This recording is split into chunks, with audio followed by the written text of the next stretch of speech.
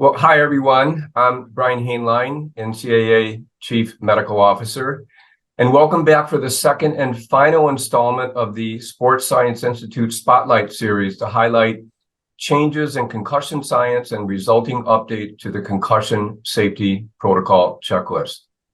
So as a reminder, effective this January 15th, 2024, member schools must ensure that concussion management practices are updated to comply with legislative requirements and related documents, including this newest version of the Concussion Safety Protocol Checklist, and also making certain that you're keeping well informed of a prior document, which is Inter-Association Recommendations Preventing Catastrophic Injury and Death in Collegiate Athletes.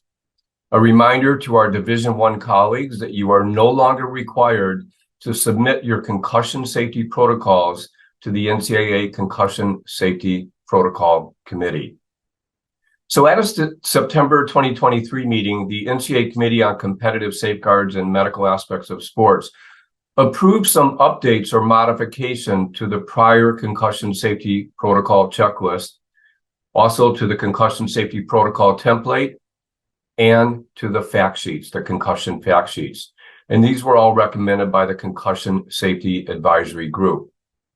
The checklist actually is reviewed at least annually by the Concussion Safety Advisory Group, and that group is comprised of subject matter experts from external scientific and medical professional organizations and representatives from the NCAA membership to determine whether available research data and industry practices may warrant revision to its content.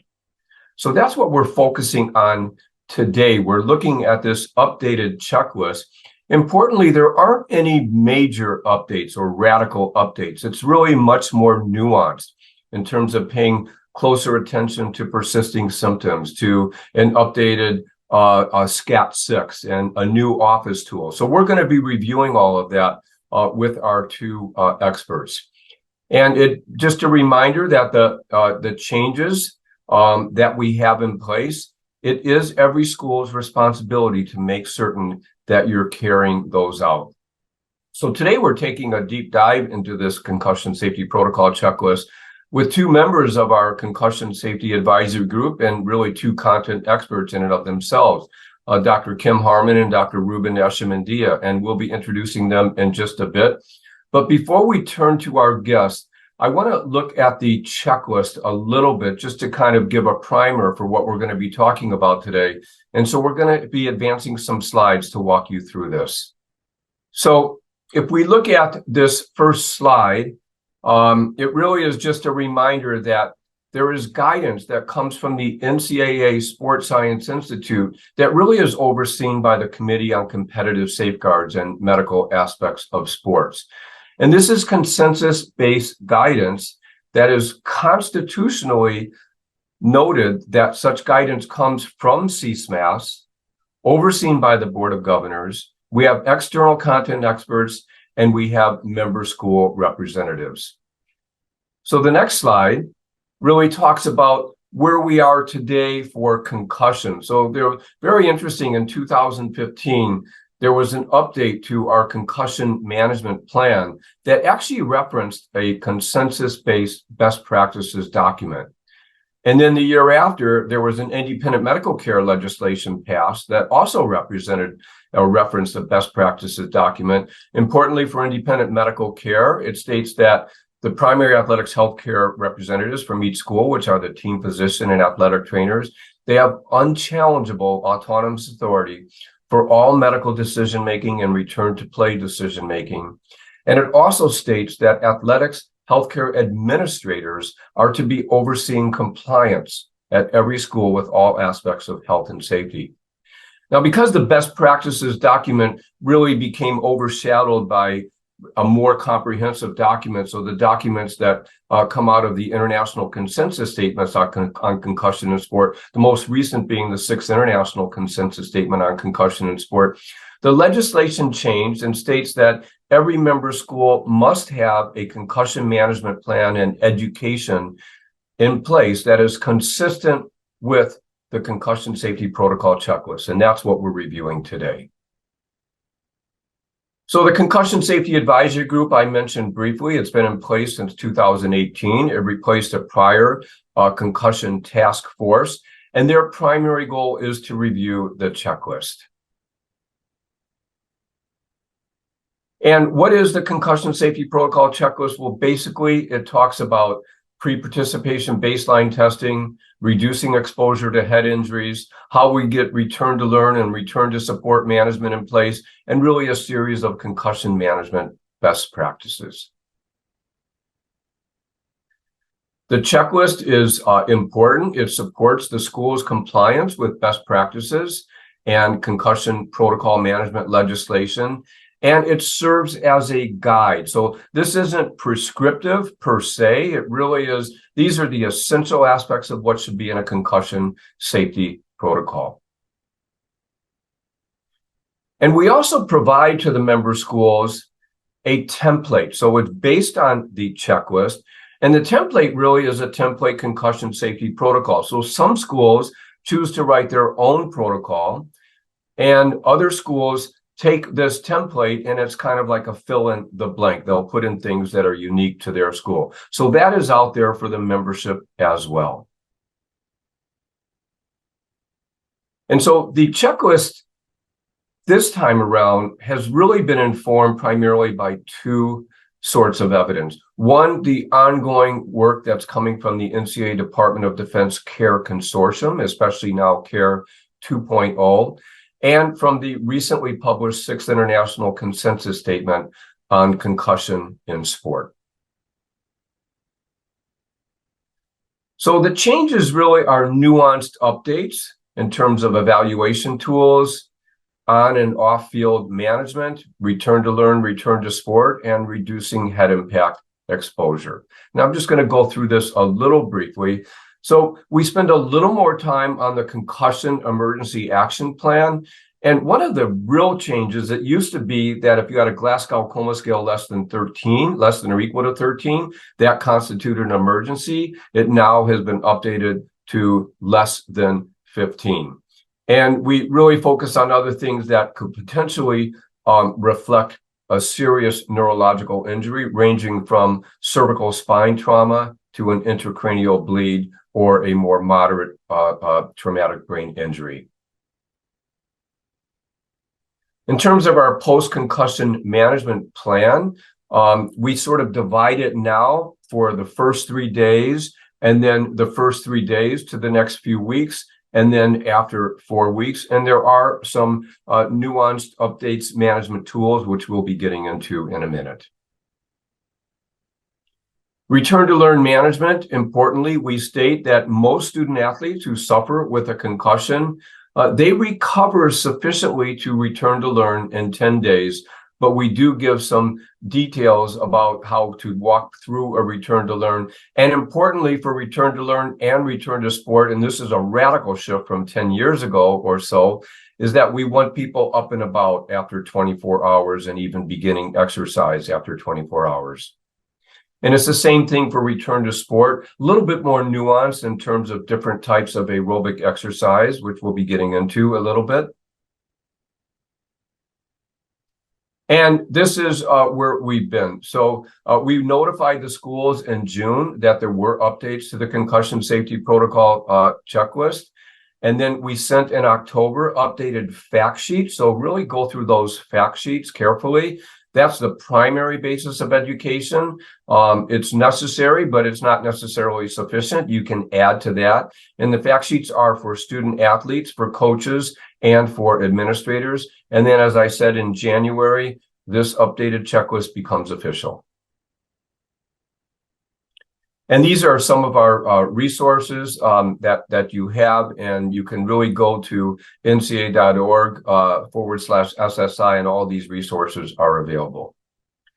So thanks for those slides.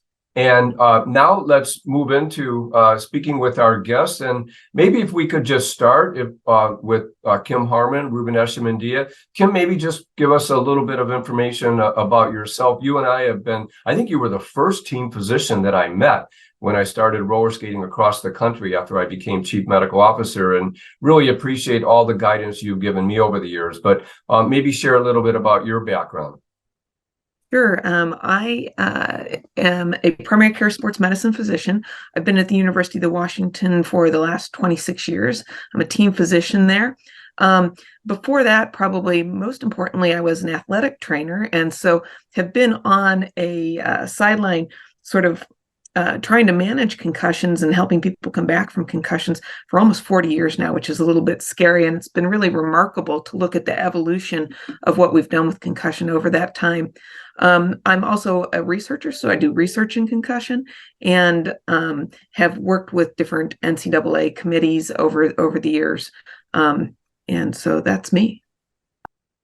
Well, thanks, Kim. And Ruben, I've had the pleasure and privilege of working with you for many years as a neuropsychologist and a mentor. And you've been very, very involved in shaping the entire landscape of diagnosing and managing concussion at the amateur and professional level. Maybe tell us a little bit about yourself, Ruben, and maybe even start by explaining to everyone what a neuropsychologist is. Thanks, Brian. Yeah, so as Brian said, I'm a clinical neuropsychologist, and put simply, a neuropsychologist is a field that puts together the two words that are really contained in the field, and that is we put neurology, and that is the brain, together with psychology, which is emotional functioning as well as cognitive functioning, in terms of our ability to evaluate, manage, and treat brain injuries. So our focus is really to take a look at brain behavior relationships, both from an assessment standpoint and then a rehab standpoint. In terms of my background, I've been at this for quite a bit, as Brian suggested.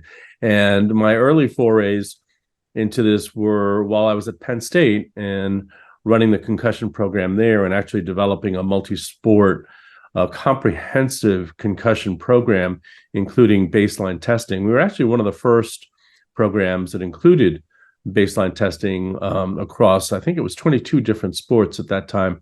And Margot Patukian worked closely with me in doing that. Since that time, I've also worked with a variety of professional sports as well as amateur sports. And I'm currently the chair of the Major League Soccer Concussion Committee, co-chair of the National Hockey League Concussion Subcommittee, and currently president of the Concussion in Sport Group. All right. And just, Ruben, the Concussion in Sport Group, maybe just briefly tell us how that really is the anchor for the international consensus statements that come out. So the Concussion in Sport Group was formed formally in 2002, but occurred early beyond that. And they came together because there was really nothing in the field that allowed us to pull together the clinical practice and research in the area of sport concussion.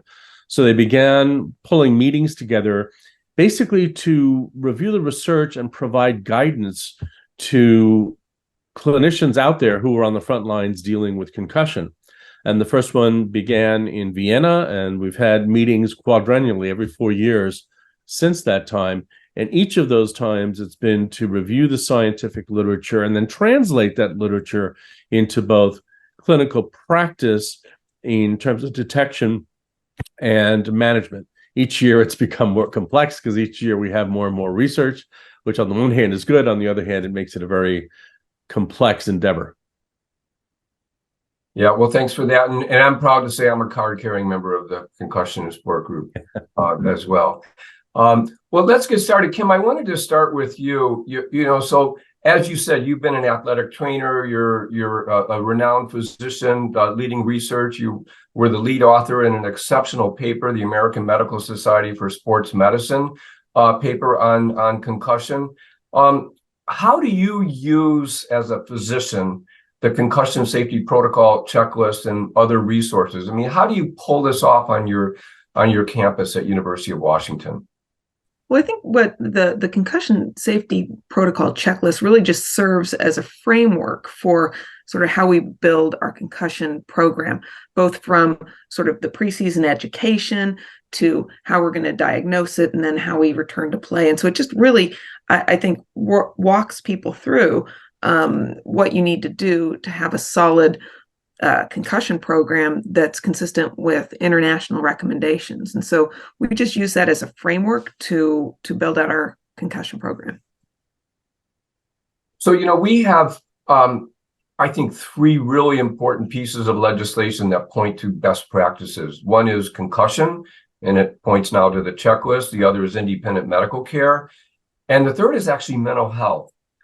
And one of the things that we've noticed is that for some schools, they really take this information, let's focus on the checklist, and everyone is aware of it. Everyone's aware that that becomes really the foundation for everything that should be done. But for other campuses, they are more challenged, I would say, in making certain that everyone's aware of it. How do you help everyone become aware of this? Well, we have regular sort of athletic healthcare provider meetings. So our meetings with our athletic trainers, with all our team physicians. And every year we go through the checklist to see whether or not we need to make updates to our checklist, which very closely parallels this. And so I think, sometimes there's the athletic healthcare administrator who gets all the information from the NCAA. And sometimes I think there's a gap between that person and getting it out to everybody. But I think it's very important that the athletic healthcare administrator sort of make sure that all this information gets out to all the players. Our sports psychologist, our nutritionist, to understand sort of what's going on, and then even beyond our athletics healthcare medical team. Out to the coaches and out to the athletes themselves. Yeah, and thanks for bringing up the athletics healthcare administrator. If there's one thing that I've said several hundred times to all three divisions, to the presidents, to the athletic directors, is that is the key person in the athletics department who must be empowered and who must bridge that gap between what is required, what's legislation, and making certain that it's carried out. So really, really critically important there. So Ruben, we have a new diagnosis of concussion, and I know that there was a healthy debate about whether this diagnosis, which we put in our checklist and which comes from the Sixth International Consensus Statement, is the way to go, or whether there should be a different kind of diagnosis of concussion. Maybe walk us through what this diagnosis means to you, and what you see in the future about how we really make a diagnosis of concussion. Do words matter? Words do matter, and the interesting part about where we are at this time is that at the same time that Amsterdam was occurring, that this consensus conference was occurring, the American College of Rehabilitation Medicine was also undergoing a process to redefine mild traumatic brain injury from the ACRM standpoint. And I was fortunate to have a foot in both camps because I was on the definitional committee for ACRM and in the concussion and sport group. And they're different, but they're very similar. And we talked a lot about whether we would reconcile them. The primary differences between those two definitions, which are the primary definitions out there now, is that the ACRM tends to be more criterion-based. So it's more specific so that it allows for greater specificity and granularity with respect to research. The problem is, from the sports standpoint, that in doing so, it was not as malleable as we need in sports in terms of return to play, because really mild traumatic brain injury is a continuum, right? It's not just one thing. And it's been argued, whether rightfully or wrongfully, that the sports concussion seems to be on the milder end of that spectrum. So what it means to me as a clinician is I'm constantly faced with the issue of, is this a concussion? Is this a concussion, or is this person dehydrated? Did this person not have breakfast this morning? Is this person somehow exaggerating or not exaggerating? We put out a paper with the last consent, not this one, but the prior consensus. What is the lowest threshold for making a diagnosis of concussion? And that's a fairly tough nut to crack, because the brain is so complex that trying to come up with one definition with respect to a relatively, and again, emphasis on the relatively, mild injury is very difficult, because a lot of the symptoms of concussion occur in everyday life. In other words, they're not specific to concussion. I mean, at the end of the day, if you're having trouble concentrating, do you have a concussion? If you're tired or fatigued, do you have a concussion? If you're irritable or drowsy, do you have a concussion? Well, no, you likely don't have a concussion, but yet those are all the symptoms of concussion. So we embrace the definition to give us a guidepost, if you will, that then allows us to put in our clinical acumen to determine whether indeed the individual in front of us and the clinical case that they're presenting is consistent with a concussion, or is it anxiety that may be happening? Is it depression that may be happening? You brought up the mental health issues, Brian. I think that there are a lot of issues that we have to wrestle with as clinicians. And what I tell people is, above all, remember that you're a clinician and that none of this is written in stone. Yeah, no, that's really helpful. And maybe, taking off on that, I'm going to move right into that definition of concussion. I'm going to skip forward a little bit, go out of sequence of what I had planned. But one of the things that's emphasized in this updated concussion safety protocol checklist is ensuring that you have adequate time to assess the individual. And so, look, let's face it, concussion is not something that if you miss breakfast and you're dehydrated, but you don't have an impulsive force to the brain, well, then we're not thinking it's concussion. So it's happening in the setting of contact collision. It's not always obvious. Kim, you've been on the sideline for, as you said, 40 years or so. I guess you started when you were 5. And, it's not always obvious. You don't always have the smoking gun hit, a helmet to helmet collision, or someone hits their head really hard on the ground. And so, but it does always happen in the setting of some sort of impulsive force to the brain. That's the essence of a concussion. The brain has had some sort of force to it, either directly or maybe indirectly.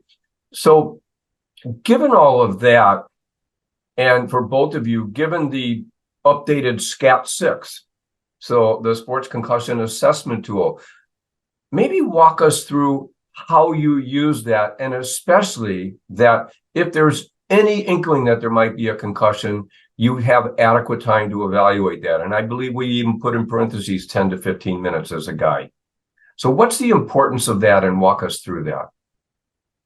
Well, I'll start, and then Ruben developed that tool, and so I'm sure that he has some thoughts to it. But for me, when you're standing pitch side on the sideline, whatever, if somebody has a very hard to hit to the head, or has a hit to the head that they've identified, and they have any of those physical signs, sort of loss of consciousness, they have ataxia or stumbling around, that's sort of a concussion. And you can do evaluation, but your diagnosis is sort of done already, right? If they've had a hit to the head and they had a loss of consciousness, that's a concussion, no matter what any of your tools say. And if they haven't, then you need to do this SCAT. It takes a while to do it, but you also need some time for the symptoms to develop, because sometimes people, when they're concussed, they may not really sometimes it's hard for them to tell that they have symptoms. Of course, sometimes they may not really be thinking that they're that bad and they want to get back in. And so not only do you need time to do the exam, to physically do the exam, but you need time for some symptoms to develop. And I think a lot of times a little time away from the field can give people some better perspective on whether they have symptoms or not.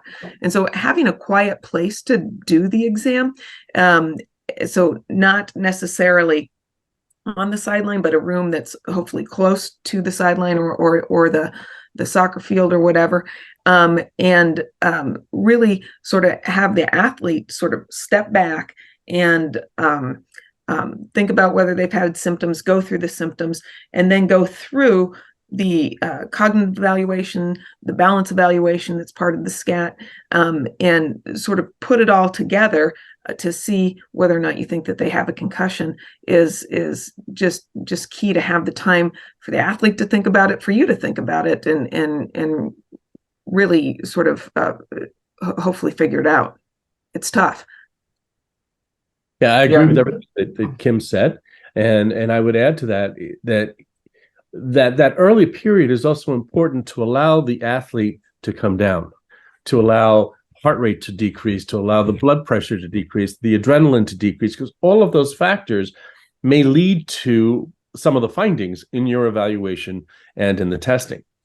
I think that the most critical point that I'd like to make is that the SCAT is not a diagnostic tool. The SCAT is an evaluation tool. Everybody looks to it for, well, this is a tool to make a diagnosis. Well, not really. It can help in the diagnostic process. But really what the SCAT is designed to do is a multimodal evaluation, and that is to evaluate a number of systems in the brain that may be affected with this type of injury. So it could well be that you have an individual who cognitively is functioning very well, but at the same time their balance is off or their vestibular system is off. Conversely, you can have someone whose balance is off, whose vestibular system is off, and cognitively they're also off, or vice versa. So you really need to take a good look at all of the systems in order to, one, confirm or falsify your diagnosis, but on the other hand, to be able to then use that information in the management process and in the rehabilitation process and in the referral process, if you need to, at that point in time. So again, it goes back to the notion of being a clinician and following through with all this, because there is no magic number on the SCAT that means you had a diagnosis of concussion. You can be diagnosed with a concussion and have a perfectly normal SCAT, or you can have a crazy looking SCAT and not be diagnosed with a concussion. Yeah, Ruben, that's a really good point.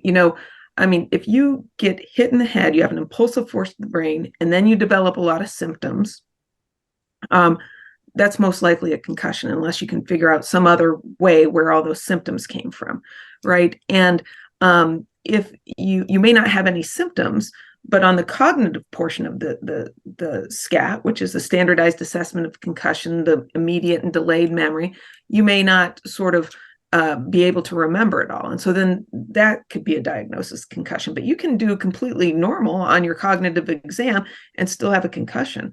If somebody has a symptom score of 20 and a symptom severity score of 100, and they're normal on the balance and the cognitive exam, you're still going to diagnose that person with a concussion. And so I think that's a really important part, that you have to sort of look at each, there's different parts of the brain, every concussion's different, and you have to sort of look at each piece and put it together to make the diagnosis. One other point that I wanted to add, we were talking about the impulsive forces and the blow to the body or the blow to the head. The other thing to keep in mind is that a concussion can occur because of repetitive impulsive blows, and it's not just one blow. It could be multiple blows, that none of which looked too big or really significant, but at the end of the day, they end up producing the symptoms that we would diagnose as a concussion.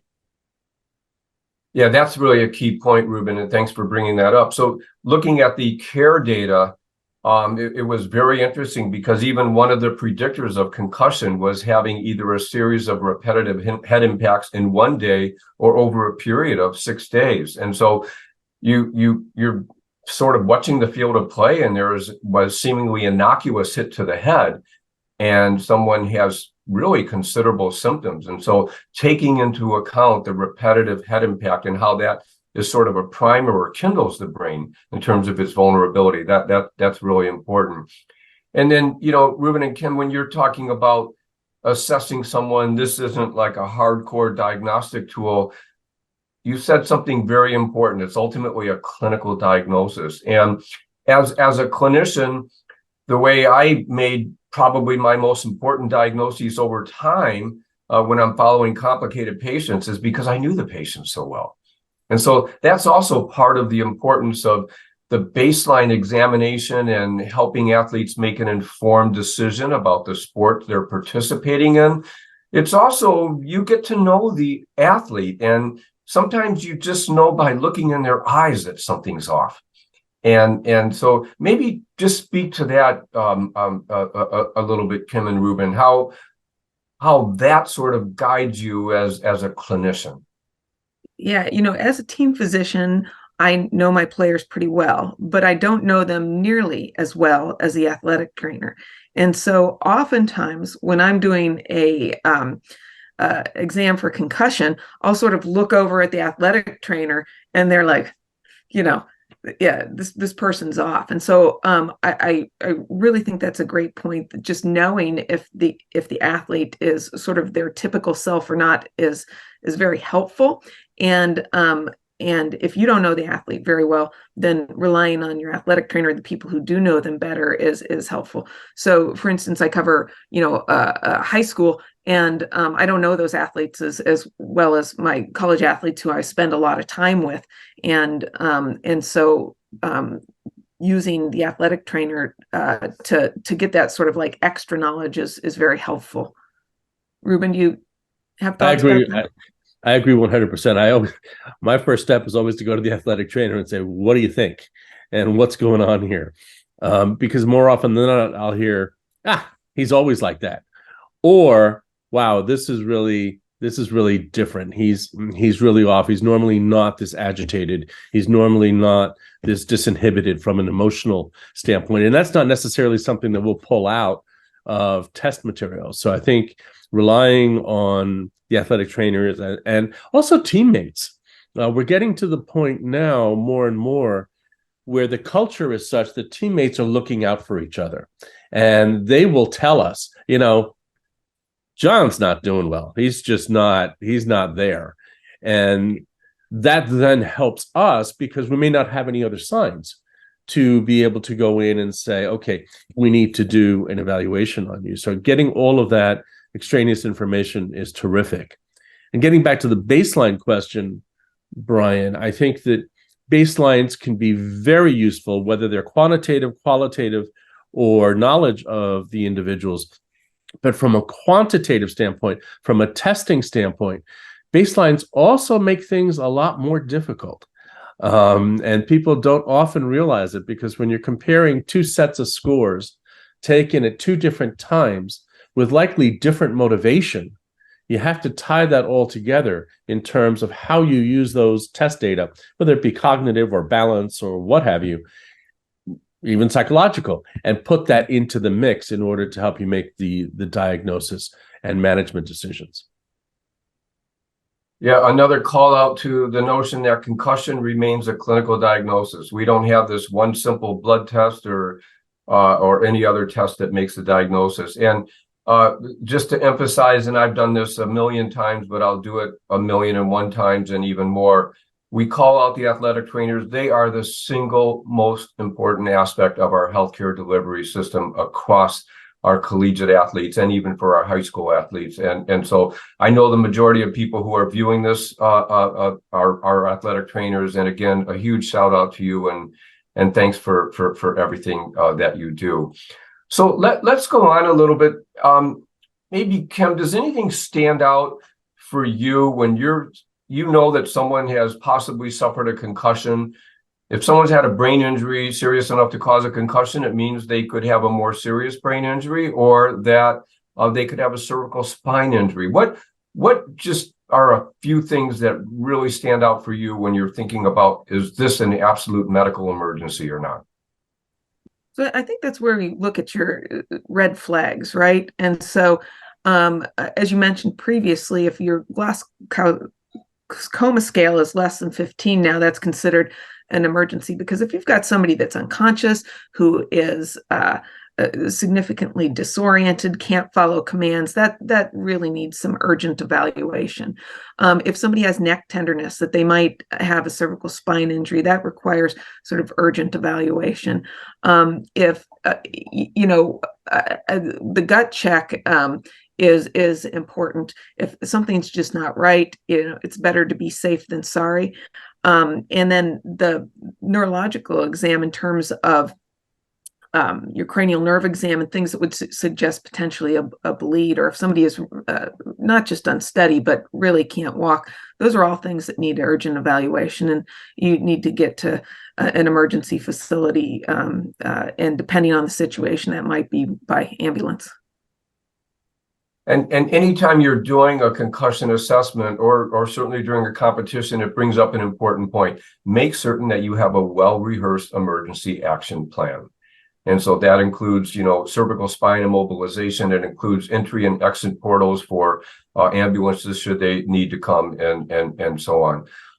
Let's move on to other aspects. Ruben and Kim, you've been at this from the get-go, and we've moved from the cocoon therapy to saying, look, okay, relative rest for the first 24 hours, but now we really want to get people moving. I'll always remember seeing a lecture by Chris Giza maybe 10 years ago, and he was saying, there's this window with rats that if you exercise them too early, that brain-derived neurotrophic factors go down. But if you start exercising maybe after 1 or 2 days, they actually start increasing. And I know that's a little bit hardcore science, but that's where we are right now. Maybe talk about the importance of getting people moving after a concussion.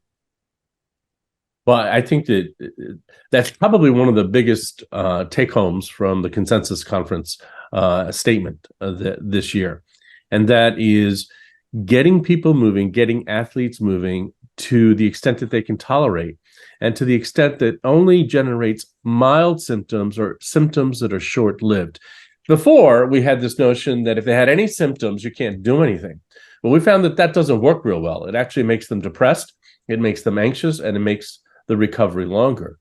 The sooner we can get athletes moving, now that doesn't necessarily mean strength training or running a mile or anything, but getting them moving, getting them active, even from day one, I think is very, very important. It does a couple of things. One, from a neurological standpoint, right? It gets things activated, it gets things moving.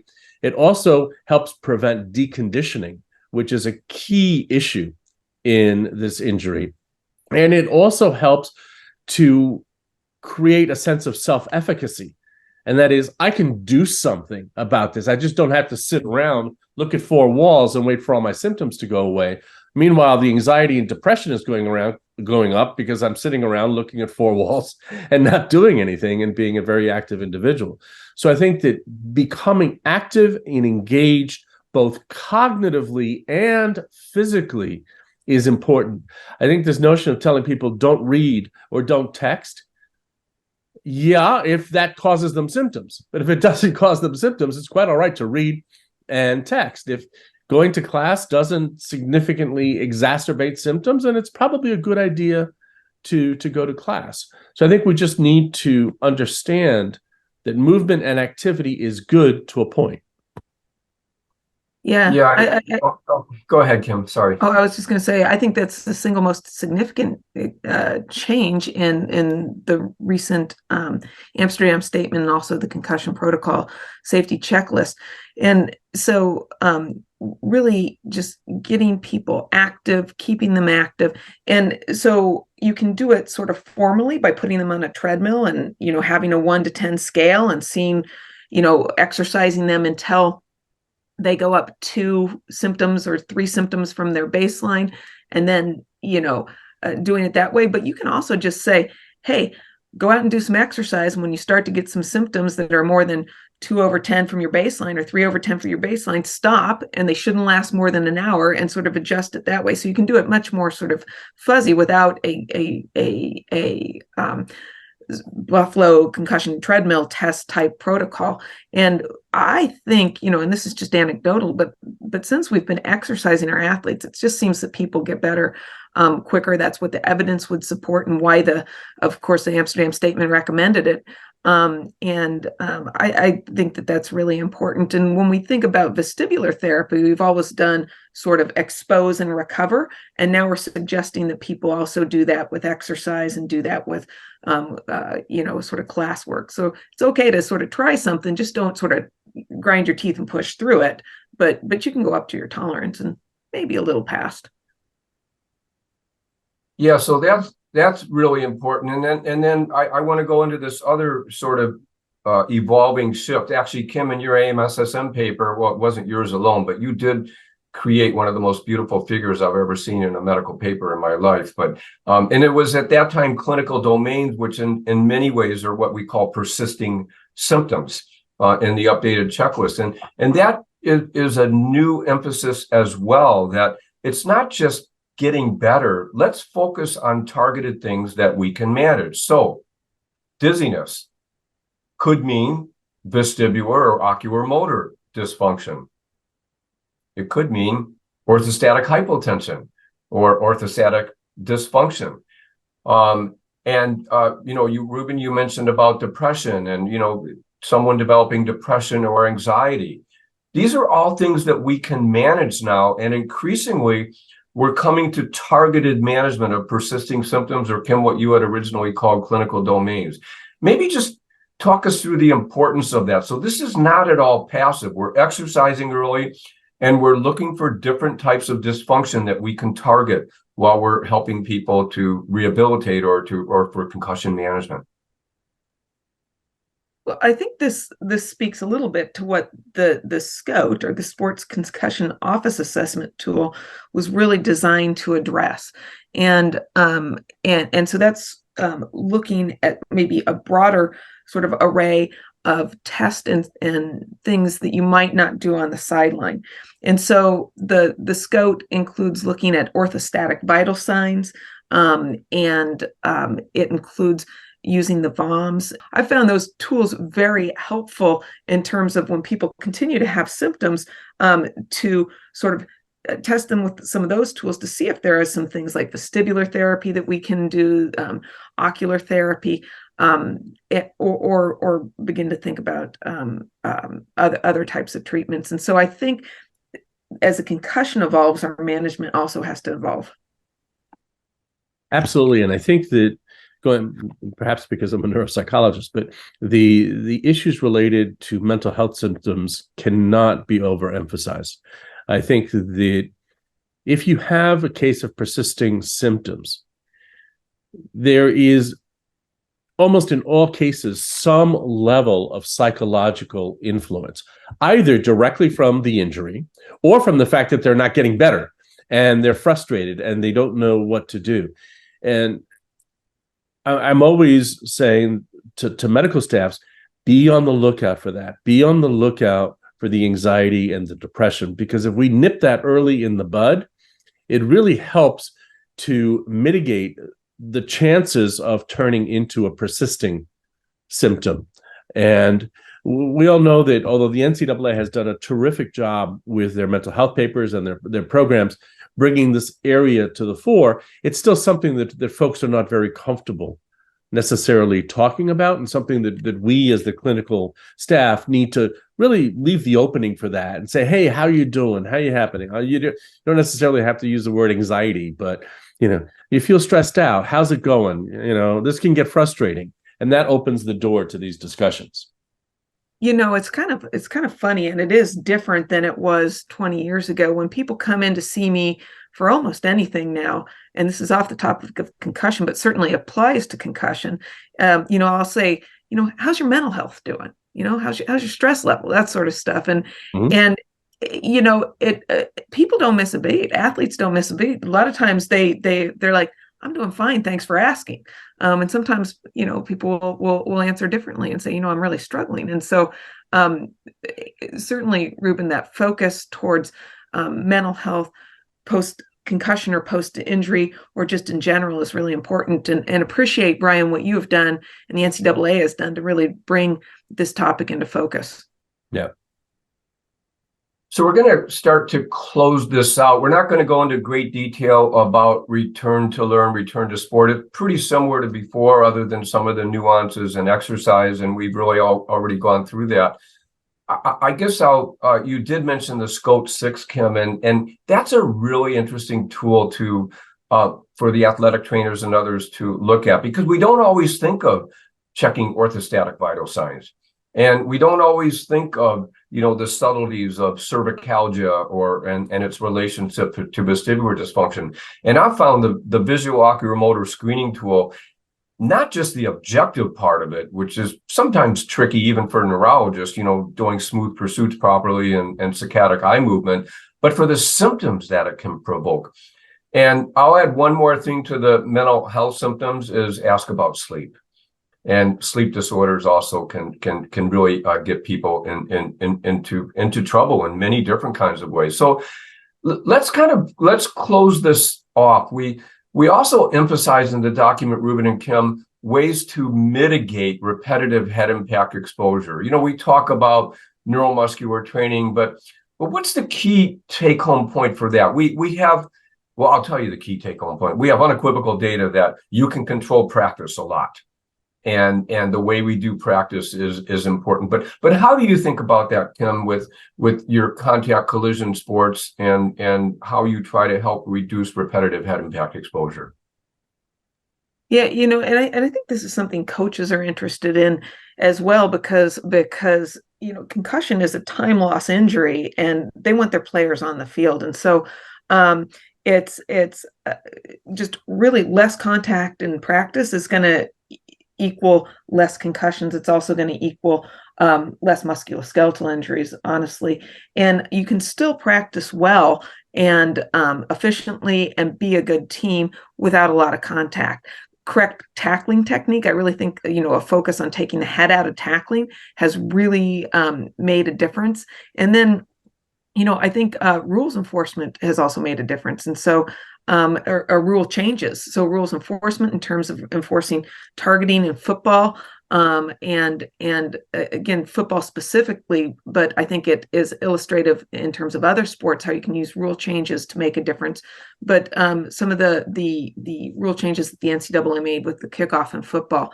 And so really looking at both, sort of a coaching and practice perspective, and then a bigger framework where you're looking at rules and rules enforcement are important.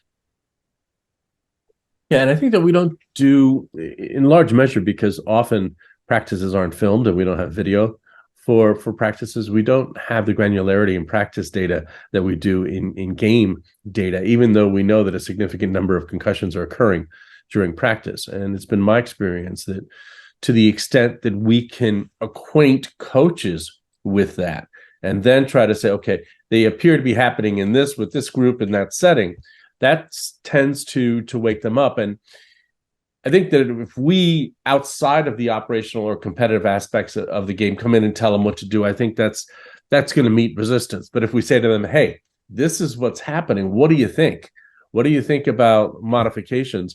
Then I think that gets coaches, even at the professional level, that really gets coaches involved in thinking about, okay, as Kim said, I want my players on the field. I want less time lost. How do we go about doing that in a way that maximizes sport efficiency, but minimizes head contact? Yeah, and let me sum that up with, I think, 3 important points. One is we also are trying to reduce repetitive head impact exposure when we're thinking about possible long-term consequences of brain health. Ruben, we mentioned earlier that repetitive head impact exposure can be a primer for becoming more vulnerable to a concussion. And Kim, you brought up the very interesting point that if you have repetitive head impact exposure, you probably also have a lot of other type of exposure, and you're more susceptible to even season-ending musculoskeletal injuries. So all that kind of brings it together. Look, I just want to thank you two for taking the time out of your busy schedules, not only to be with us today, but the incredible work you've done and helping to guide many sports organizations and the NCAA in particular as key members of the Concussion Safety Advisory Group and more. And for all of you that are watching, really look at the concussion safety protocol checklist carefully. We outline in yellow what's new. And again, as we said at the beginning, these are updates. They're not major changes. And really familiarize yourself with the new SCAT-6, with the SCOTE-6, and how you are going to diagnose and manage concussion for all of the sports at your school during practice and during key events. So thanks, everyone. And again, big shout out to Ruben and Ken. Thanks so much for being here. And any questions, you know how to get us. Reach out to ssi.org, and we're always available for you. So thanks, everyone.